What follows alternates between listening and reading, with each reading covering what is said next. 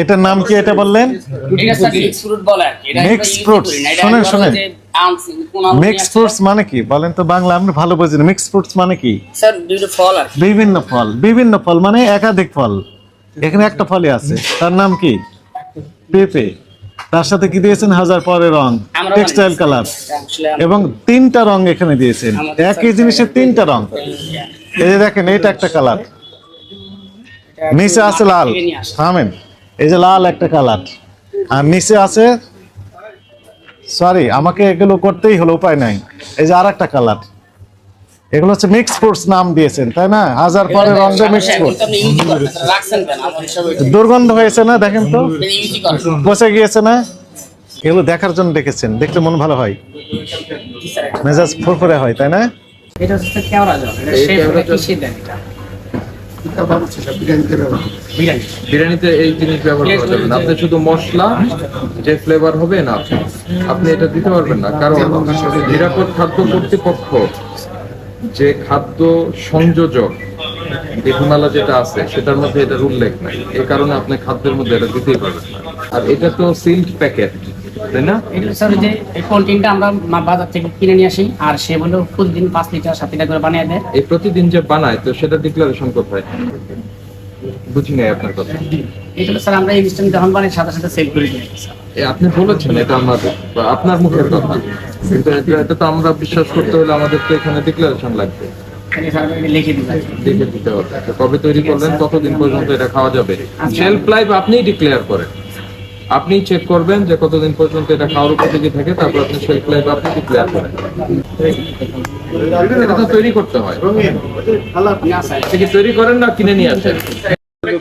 এগুলো কি কিনে নাম? নিয়ে আসলে শোনেন, আমি বলি, কিনে নিয়ে আসলে অবশ্যই সেই প্যাকেটেই থাকবে, সেই প্যাকেটেই থাকবে। নাম কি ওটা? না না না, 43 ধরে, 43।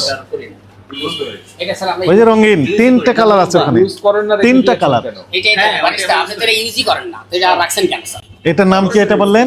এটা স্যার মিক্স ফ্রুট বলে আর কি। এটা মিক্স ফ্রুটস, শুনেন শুনেন, মিক্স ফ্রুটস মানে কি বলেন তো? বাংলা আমরা ভালো বুঝি না। মিক্স ফ্রুটস মানে কি? স্যার দুটো ফল আর কি। বিভিন্ন ফল, বিভিন্ন ফল মানে একাধিক ফল। এখানে একটা ফলই আছে, তার নাম কি? পেঁপে।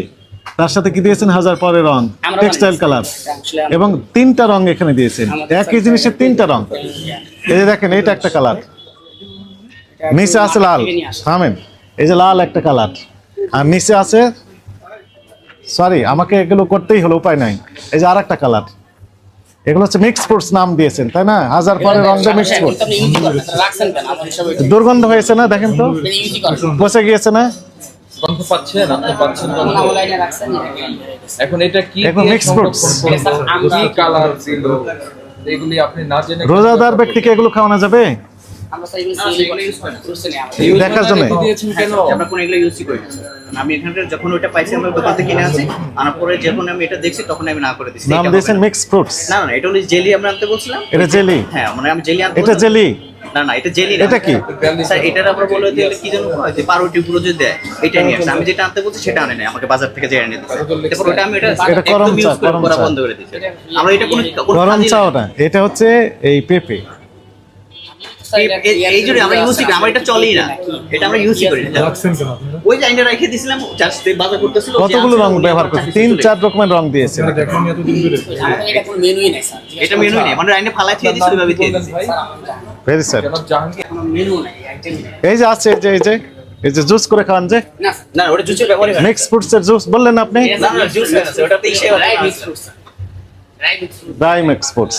আমরা জুসের মানে যে ওই যে তো অভাবই আছে স্যার, এটা ব্যবহারই হয় না। ড্রাই মিক্স যেটা হয় না সেটা আমরা বন্ধ বেড়ে গেছে। Dry mix fruits.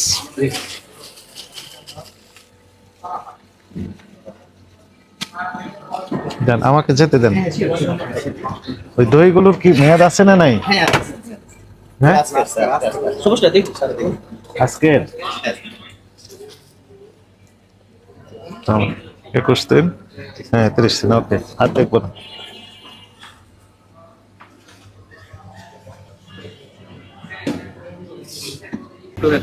এখানে বলা আছে যে বেস্ট বিফোর, ইউজ বিফোর 15, 12, 24।